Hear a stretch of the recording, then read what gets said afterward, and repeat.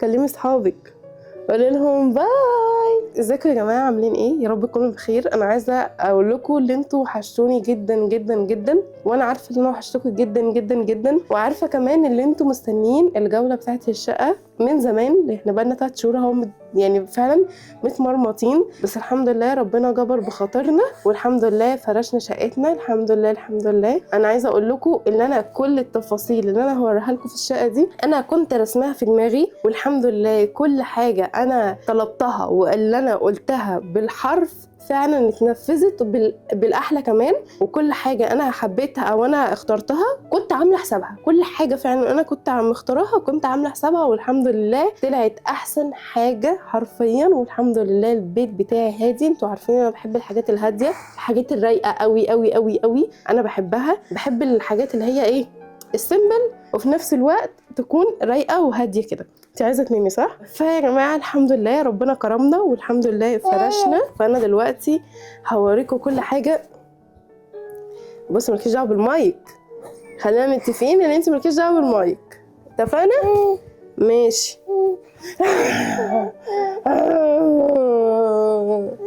طب بصي يا تنين، هقول لك على حاجه، نعمل مقدمه مع بعض، نعمل مقدمه مع بعض واديك النظام، اوكي؟ اتفقنا؟ تنين كده مش عارفه بقى انتوا طب خدي يا تنين، خدي. بصي انا هحطه هنا، ماشي؟ هنا اهو كده، ايه رايك؟ حلو. وسعي بقى الطرح. المهم يا جماعه احنا انا دلوقتي هوريكم كل حاجه في الشقه، ويا ريت تقولوا لي رايكم بمرض الله بجد والله. عشان انا مبسوطه جدا ومبسوطه ان خلاص انا فرشت وخلاص انا قعدت في بيتي بقى، انا خلاص قعدت في بيتي. وعايزه اقول لكم ان انا اصلا انا كنت بحلم بالموضوع ده من زمان جدا، ان انا كل حاجه في الشقه حرفيا. تعالي يا تنين المايك معاكي. كل حاجه في الشقه حرفيا انا اكون انا اللي مختارها وانا اللي اكون عايزاها. اهم حاجه ما تنسوش اللايك والاشتراك، لان احنا قربنا نوصل لمليون. في مفاجاه حلوه جدا، معرفش انتوا الناس الجديده ممكن ما تعرفهاش والناس القديمه اكيد عارفاها، ففي مفاجاه حلوه جدا هنعملها ان شاء الله اول ما نتم المليون باذن الله. وبس كده، احنا دلوقتي في الريسبشن، فانا حابه ان انا افرجكم الريسبشن. بس قبل ما اوريكم، لو عجبكم الشقه بجد وعجبكم الروقان اللي انا عاملاه في الشقه، انا كنت قايله لكم قبل كده ان انا مهندسه ديكور، تمام؟ اي عروسه ليها عندها شقه عايزانا اساعدها في اي حاجه، انا عينيا ليكوا، واقسم بالله عينيا ليكوا.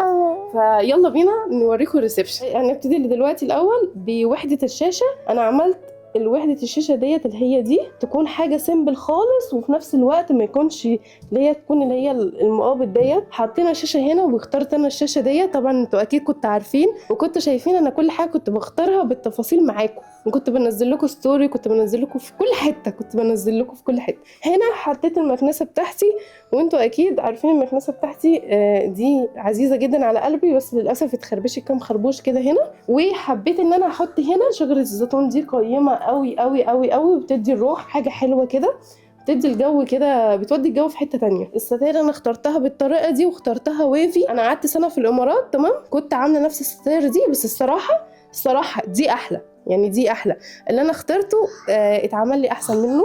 المايك معاكي يا تنين والله. وهنا عملنا الركنه السيمبل البسيطه دي. وتنين عايزه تنزل تكسري الحاجه، ممكن تديني المايك. انا اخترت الركنه تكون سيمبل وهاديه وباللون ده، وعايزه اقول لكم اللون الفاتح ده واقسم بالله معرض لاي حاجه، بس انا بحب الهدوء، بحب الالوانات اللي تريح العين. المخده دي كانت عادي لونها عادي، بس انا جبت لها اللي هو الكفر ده، حتى بصوا انا مركباه اهو. يعني انا برضو حتى الحاجه انا مغيره فيها، بصوا القماشه عادي نفس القماشه دي، بس انا جبتها غيرت بس مخدتين، والتانيين دول خليتهم باللي هو اللون الاسود ده. ليه عملت ده كده؟ عشان انا جايبه مفرش اللون ده نفس الشكل بالظبط اللي هو ده، حطيت فيها الفازه ديت واخترت الورد اللي هو الابيض، ومعاه اللي هو الورد ده برضو مش عارفه ده اسمه ايه الصراحه. وحطيت هنا صينيه، دي صينيه ديكور اصلا مش صينيه تقديم خالص، حطيت عليها مناديل، علبه المناديل ليها نفس الشكل بتاعه الفازه. هنا حطيت فواحه، ده برضو كتاب ديكور، وجبت منها جبت اللي هي الغطا بتاع الفازه حطيته هنا مدي شكل حلو. وهنا حطيت طفايه، ده شكلها سيمبل قوي، بينفع كده او كده، شكلها حلو. وعشان خاطر انا مش حاطه ازاز على اي ترابيزات، فجبت اللي هي اللي هو الاثنين دول ناسي اسمهم برضو من كتر ما انا دماغي مشغوله في حاجات كتير ناسي اسمهم. ده بقى للشاي للقهوه لاي حاجه سخنه بتتحط عليها. خلاص خلصنا كده الركنه. جبت السجاده اخترتها نفس اللون بتاع. طبعا انتوا شفتوني وانا كنت بختار السجاجيد، وكنت منزله لكم استراحات على الانستجرام لو بتفتكروا. اخترتها نفس لون الستاير ديت بقى. كنت مختاراها وكان في اعتراض عليها، بس انا كنت ماسكه فيها جدا، لازم دي تتعمل. ورحت جايبه اللي هو زي مثلا لو احنا سقعانين او الكلام ده كله في الشتاء، ديت عادي بتبقى شبه الديكور، وفي نفس الوقت بتستغطى بيها بدل ما تجيبي بطانيه من جوه والكلام ده كله. وجبت دول كده، الثلاثه دول شكلهم خطير ولسه اصلا طالعين ترند، فانا حبيتهم قوي. وفي نفس الوقت اصلا لايقين على الركنه ولايقين على والله العظيم انا حافظه كل اسامي الحاجه، بس انا مش عارفه دماغي راحت فين. وجبت اللي هو الكتاب اللي هو الديكور ده، شكله حلو قوي خطير، جبته وحطيته كده رميته كده. فبصوا بقى شكل الريسبشن في الاخر، دي القطعه الاولى بقت شكلها عامل ازاي. ولو جينا قعدنا كده بالكاميرا هتلاقي شكل كده تاني خالص، وشكل خطير وشكل مريح. يعني انتوا تيجوا تقعدوا كده هنا، تعالوا اتفضلوا، تعالوا اتفضلوا اقعدوا كده هنا واتفرجوا وشوفوا الشكل هنا عامل ازاي. خطير ولا مش خطير؟ لو في عروسه يا جماعه بتجهز والنبي لا تكلمني، انا هساعدك والله. اللي بعده في قطعه الريسبشن هنمشي كده. حطيت هنا دي بنوته عسوله جايباها لي هديه، هبقى انزل لكم ان شاء الله على الانستجرام لو انتوا حابين تعملوا حاجه زي كده. دي صورتي انا ومحمد معموله كلها هاند ميد، الرموش حتى معمول هاند ميد، كل حاجه هاند ميد. حتى بصوا الطرحه بتاعتي شكلها خطير. عملت بقى هنا اهم حاجه عندي هي التصوير، لما احنا كبنات يعني بنحب ان احنا نتصور، فعملت حاجه مختلفه تماما. عملت المرايه دي، المرايه ديت فيها كده زي درج هنا كده، لو انتوا تلاحظوا هنور لكم النور في الاخر. بصوا الدرج دي فده شكلها خطير قوي. وعملت هنا الوحده دي هي شبه الحاجه مربعه، جبت الفوزه ديت عليها الورد الابيض، وحطيت الغطا بتاع الفازة هنا. فانا عملت بف وعملت الكرسي والبف نفس القماشه، وحطيت هنا برضو نفس البتاع الديكور اللي انا صورتها لكم هناك حطيتها هنا. وده بقى المنظر شكلها عامله ازاي كامله، شكلها خطير خطير خطير. ولو مثلا حابه ان انا اصور شوزات او الكلام ده كله هقعد هنا. فبس عملت هنا كشكل تصوير وكده وديكوريشن في نفس الوقت. هنيجي بقى للانتريه، وما كنتش متوقعه اللي الرسمه اللي انا عملتها تطلع بنفس الطريقه دي بالظبط، بجد والله العظيم. ده شكله تمام. اخترت الترابيزتين دول يكونوا فوق بعض كده. هنا حطيت فازه وورد ابيض برضو نفس الورد ده، لان ده هو اللي هيليق عندي في الشقه. وهنا حطيت كتاب برضو ديكوريشن، قفلته كده وحطيته كده، رميته كده وحطيت دي كده عليه. وهنا جبت صينيه بس شكلها مختلف عن اللي بره، وحطيت هنا فواحه بتاعت المناديل نفس شكل الفازه. واللي هو الكوستر ده مش متهيألي اسمه كوستر صح، انا كده افتكرت، بدات اركز وافتكر. فحطيت هنا بقى 3، لان هنا لو جالنا ضيوف يعني هيقعدوا هنا. وطبعا ان شاء الله باذن الله في شاشه هتيجي هنا في وحده شاشه تمام نفس اللي بره بالظبط، بنفس الليد بالظبط، بحاجه هاديه خالص. هنا انا طبعا مع الانتريه عامله كرسيين، ما بين الكرسيين عملت ترابيزتين، الترابيزه اللي هي الطويله والترابيزه اللي هي القصيره. وده بصوا عشان حد عايز يعمل زيها او عايز يعني يشوف الفكره بتاعتها، هي دي عاملاها خشب كلها شبه بعض. هنا حطيت مفرش زي اللي بره بالظبط، انا كل ما فرش جايباها شبه بعض عشان دوت انا حاساها كده اللي هي حاجه حلوه بالنسبه لي. حطيت هنا الكتاب الديكور، وهنا حطيت اباجوره صغيره كده سيمبل، ديت بتشتغل من غير فيشه يعني. بصوا شكلها خطير قوي. وحطيت هنا كوستر، وهنا حطيت صينيه، وهنا حطيت فواحه وشمع. طبعا انا بعشق الشمع وبعشق اصلا الفواحات وبعشق اي حاجه ريحتها حلوه، فاي حاجه ريحتها حلوه لازم انا اجيبها في شقتي. بصوا كده شكلها عامل ازاي، شكلها خطير. يعني مثلا انا لو قاعده هنا شوفوا الشكل خطير صح ولا مصحش؟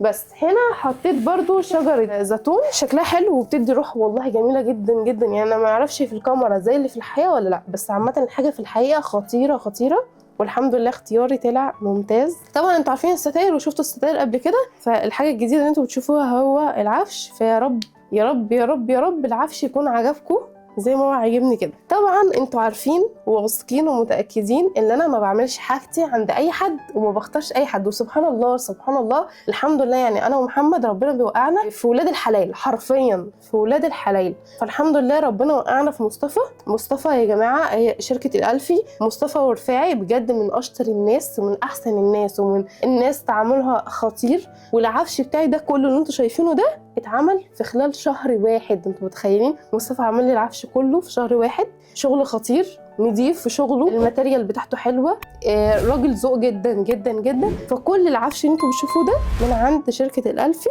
وكده كده انا هحطها لكم تحت في الديسكربشن لو انتوا حابين ان انتوا تتواصلوا مع مصطفى او تعملوا العفش بتاعكم عموله. انا العفش بتاعي ده كله انا عاملاه عموله، انا مش مشتريه اي حاجه من بره حرفيا. الديكوريشن طبعا مشتريه من بره، ده طبيعي يعني. فبس ندخل بقى على ايه؟ على الحمام. هنا حمام الضيوف، هنا حمام الضيوف، هو حمام صغير كده مفيش حاجه، بس عامه انا هنا عامله ديكوريشن، حاطه شمع، وهنا فواحه. الفواحه دي حلوه جدا للحمامات، احسن من اللي انتوا تقعدوا اللي هي البتاع اللي هي بتقعد تعمل صوت دي، احسن منها بكتير. والمناديل بس كده، يعني مفيش حاجه جديده، والفيوط وبس. بس كده مفيش حاجه في الحمام يعني جديده. هو ممكن في الحمامات التانية بتاعتي او اللي هو التاني ده ممكن شويه تفاصيل. نيجي بقى للبلكونه، وديت القعده اللي هتبقى يعني هي قعده محمد على طول، القعده الرايقه بجد.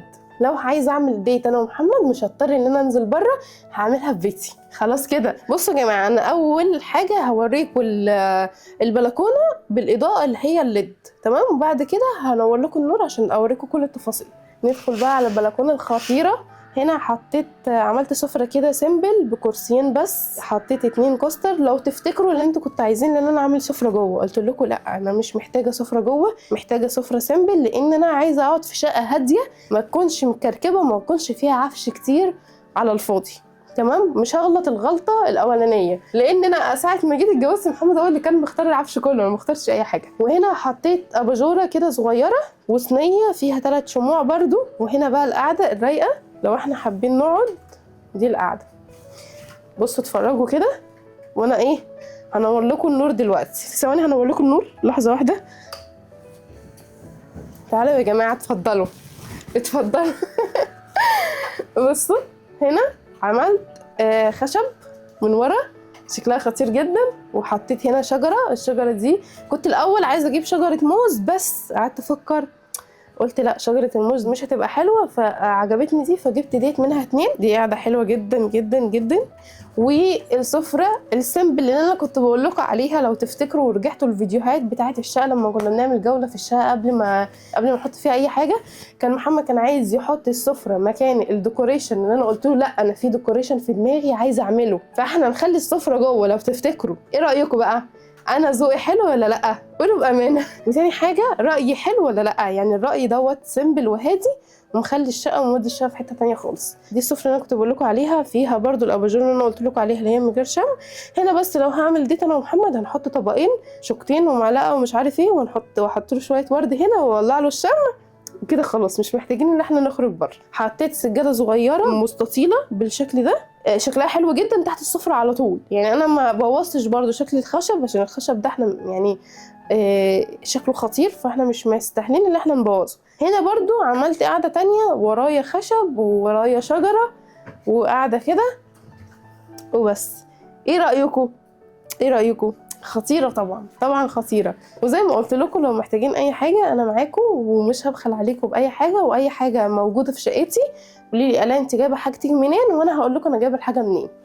اهم حاجه تقفلوا الشيش عشان خاطر الناموس. بص بقى، انا دلوقتي المفروض ان انا هدخل جوه، ندخل على الطرقه والاوض والحمامات اللي جوه.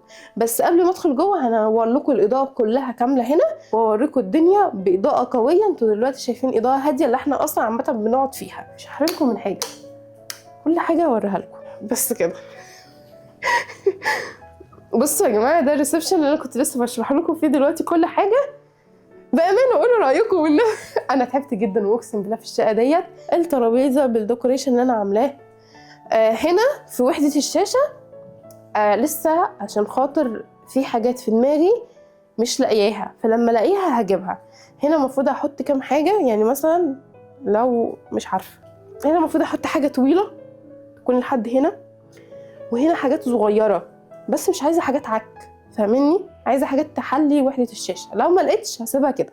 هنا الجزء اللي في التصوير اللي انا قلت لكم عليه، شجره الزيتون مع الترابيزتين. عايزه اقول لكم والله كل حاجه بالتفصيل مختاراها، كل حاجه بالتفصيل حتى الترابيزات. نيجي بقى هنا،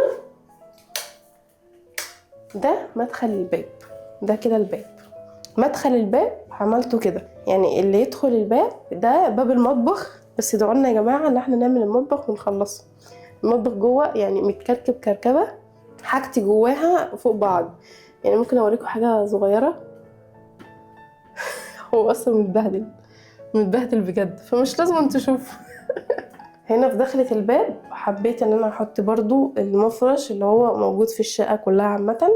حبيت ان انا احط فوزة لونها اسود مع ورد ابيض، مع اللي هو البتاع الاسود ده مع الورد ده، تمام. وحطيت الكتاب ده وحطيت عليه، ماشي الغطا ده بتاع الفواحة، حطيت عليه الغطا بتاع الفوز. هنا حطيت صينية لونها اسود وعليها شمعدان لونه اسود وكسرت باللون الابيض. وهنا حطيت فواحة لون كبيرة لونها بينك، فمدي الشكل بطريقة حلوة. فانا ممكن ايه تتفرجوا كده حتى من بعيد او من داخلة الباب. نيجي بقى للطرقة. بصوا انا هنا مش حاطه سجاجيد، هنا سايباها عادي ساده كده، مش حاطه سجاجيد. هنا بقى حطيت سجاده كبيره طويله. هنا الحمام وهنا الدريسنج. تعالوا نخش الحمام. ده شكل الحمام الكبير، وديت البتاعه اللي انتوا كنتوا بتقولي ايه الحاجات دي ما بتتحطش في الحمام. لا، الحاجات دي بتتحط في الحمام، بيبقى شكلها حلو قوي وشكلها شيك زي اللي الشاور بتاعنا اصلا جوه. هنا فالسجاده دي او دي مش هتتبهدل عامه. هنا انا حطيت حاجات كده لمحمد وليا ومش عارف ايه والكلام ده كله. ديت وحده تخزين، وهنا طبعا المعجون والحاجات دي كلها. وهنا برضو حطيت شمع ونفس الفواحة دي الحمام خطيرة جدا، والمناديل. بصوا وهنا حطيت بقى اللي هي الفوطة دي بتاعت الايد متهيألي، بس انا حطيت فوطة هنا وفوطة هنا، وهنا بشكير، ده بشكير. انا حبيت ان انا اعمل الموضوع ده شكله حلو قوي. وهنا بقى من غير ما ندخل جوه عشان مش هينفع ادخل، مش عارفه ادخل جوه، حطيت بقى الشاور والشامبوهات والحاجات دي. فبس كده مفيش حاجه في الحمام. للاسف الليد بتاع الحمام الاصفر هنا اتحرق، كان شكله خطير قوي. عايزين بقى ايه؟ طب ثواني قبل ما ادخل على الاوض. الصوره دي كمان من نفس البنوته اللي جابت لي هديه، اللي انا قلت لكم بره عليها شغلها كله هاند ميد. حطيت الصغيره دي جوه في الطرقه. يا روح.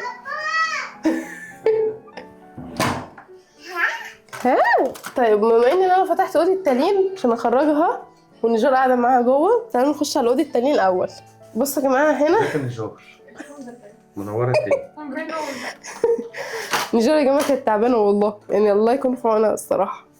هنا عملت دريسنج صغنون كده لتلين، وده شكل الدريسنج. لو تفتكروا الاوضه بعد وقبل مراحل تانية خالص واختلاف تاني خالص. عملت هنا دريسنج لتلين، حطيت فيه حاجاتهم كلها. فرحانه بالاوضه بتاعتها ما شاء الله. قلت لكم دي الاوضه بتاعتي. يا روحي ما شاء الله، الله اكبر عليكي. وحطيت لها فازه كده هنا، وهنا ده السرير. بصوا بقى شكل السرير. اولا انا اخترت السرير يكون واطي عشان خاطر هي لما تصحى، انا كده مش هسيبها تنام لوحدها، بس برضو لما تكبر شويه وتصحى ما تصحاش تروح واقعه مثلا. وعملت لها البف ده بنفس القماشه بتاعت السرير بالظبط لو تلاحظوا. نعم. وهنا عملت لها السرير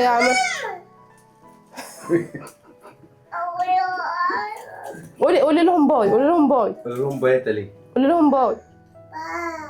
الله اكبر عليكي يا لولو. في نفس الوقت الكرسي ده بيتفتح. عملتش حاجه تاني في اوضه التلين سيمبل.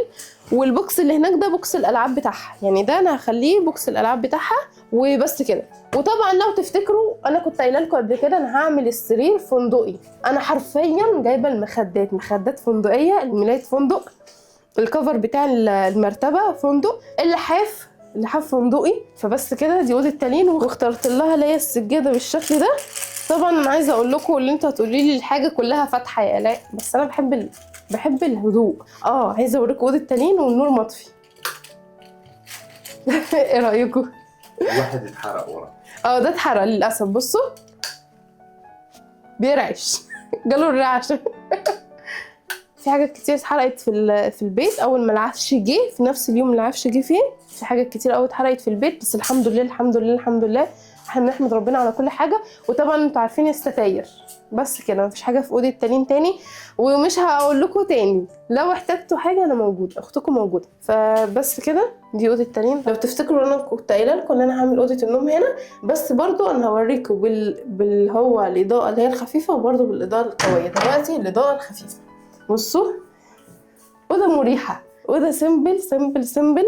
هنا عملت برضو نفس النظام اللي انا كنت قايله لكم عندي تالين، اللي هو النظام السرير ده. تمام، السرير ده انا عاملاه من غير ظهر، وعملت هنا تجليده وفوق تجليده، وعملت هنا اللي هو الكومودينو اللي هو المعلق، وبرضو في النظام ده حلو قوي. وحطيت هنا المفرش نفس المفارش اللي بره، حطيت هنا الاباجوره دي شكلها حلو مع السرير ولايقه. الناحيه التانية نفس النظام. نيجي بقى عند التصريحه عملت لها الكرسي ده حلو قوي وكبير ومريح. عملت بقى التصريحه دي عملتها معلقه، اللي هي تكون معلقه من تحت ما يكونش فيه حاجه. وعملت هنا درجين بس، ما عملتش حاجه اكتر من كده لان طبعا عندي دريسنج فانا مش محتاجه هنا ادراج كتير. وعملت هنا مرايه، اللي هي المرايه اللي هي المدوره، بجد شكلها خطير قوي، شكلها خطير. والسرير ورايا وانا واقفه هنا شكله حلو قوي مع التجليده مع الحاجات القمر دي. هنا حطيت على التصريحه المفرش اللي هو نفس المفرش برضو اللي بره ده، عجبني جدا فانا جبت منه كل الشقه. حطيت هنا صينيه ديكور لونها اسود، وحطيت عليها بقى البرفانات بتاعتي والبودي سبلاش وبرفان لمحمد. وهنا حطيت الكتاب اللي هو الديكور اللي انا قلت لكم عليه اهو، حطيته كده مدي شكل حلو قوي للجزء ده. وهنا حطيت كتاب برضو اللي هو الديكور اللي انا كنت قايله لكم عليه بره، حطيت هنا شمع وحطيت هنا مخمريه للشعر. فبس كده يعني انا حابه اللي هو التصريحه تكون سيمبل وبسيطه. الورد بتاعها لونه ابيض فشكلها خطير جدا. انتوا كده شايفين الدنيا وهي الاضاءه خفيفه. دلوقتي الاضاءه قويه فانا اوريكم الاوضه وهي كده. ولو تلاحظوا السجاده، معرفش انتوا لاحظتوها في اوضه التالين ولا لا، انا السجاده كلها حطاها تحت السرير. لو تلاحظوا انا مش حابه اللي انا اعمل نظام اللي هي مشايه تبقى هنا ومشايه تبقى هنا ومشايه الناحيه التانية. لا، انا حابه السجاده تبقى كلها تحت السرير ويبقى خارج منها حواف من هنا وحواف من هنا. دي بتدي شكل احلى للاوضه. بس كده دي التصريحه مع الكرسي. بجد الاوضه خطيره وسيمبل كده وهاديه وروحها حلوه. بس كده دي اوضه النوم. وهنا حطيت ابليك، انا ممكن اطفي لكم كل النور واوريكم الابليك دوت ايه شكله عامل ازاي، بس هنوره الاول عشان خاطر ايه ما اضلمش عليكم الدنيا. نطفي من هنا متهيألي الزرار ده بيطفي البتاع. بصوا الابليك دوت لو انا مش حابه الليد الاصفر اللي هو ناحيه السرير دوت حلو قوي برده، بيدي حاجه حلوه كده للاوضه، بيدي روقان للاوضه. بس الاوضه شكلها حلو قوي على فكره بالليد ده برده. بص تعالى كده هنا شوف التصريحه شكلها حلو قوي، النور ضارب فيها هنا فمخلي الحاجه بتلمع كده. بس عامه اوضه النوم كده يعتبر خلصت. احنا هندخل بقى على اوضه الدريسنج ودي تبقى اخر حاجه. بس ثواني قبل ما نخرج على الدريسنج اوريكم الحمام اللي هو في اوضه النوم. هو حمام صغنون.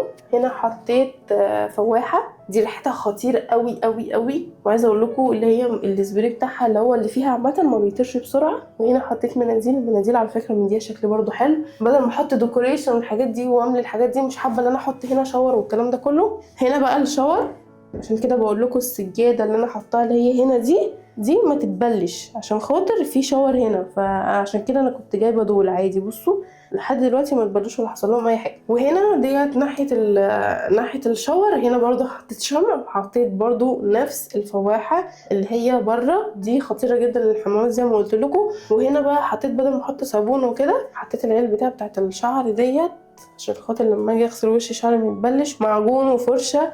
وهنا بقى حطيت كل الحاجات اللي هي الشاور والحاجات اللي احنا بنبقى محتاجينها دي حاجات اساسيه، فانا حطاها هنا. كل الحاجات دي شايلها هنا في الحمام الصغير بتاعي، وفي حاجات تانية في الحمام التاني. فبس كده. فتعالوا بقى ندخل على الدريسنج. وعايزه اقول لكم اكتر حاجه في الدريسنج مزعلاني اللي هو الليد بتاع الدريسنج اتحرق. انا دلوقتي هفرجكم كده سريعا وهو الليد الصغير كده محطوط، لكن بعد كده هنور لكم النور العالي عشان خاطر تشوفوا. عامه انا هنا في حاجات المفروض ان انا اجيبها ان شاء الله يعني هجيبها ديكوريشن والحاجات دي كلها. هنا حطيت شجره نفس اللي في اوضه النوم، شجره بيضه شكلها حلو قوي. هوريكم بس حاجه والنور ايه مطفي. هنا حطيت كل الميك اب، بجد شكله خطير. اللي مزعلني الليد بتاع الدريسنج ذات نفسه الكبير اتحرق. بصوا بقى، حبيت ارصها كده كلها قدامي.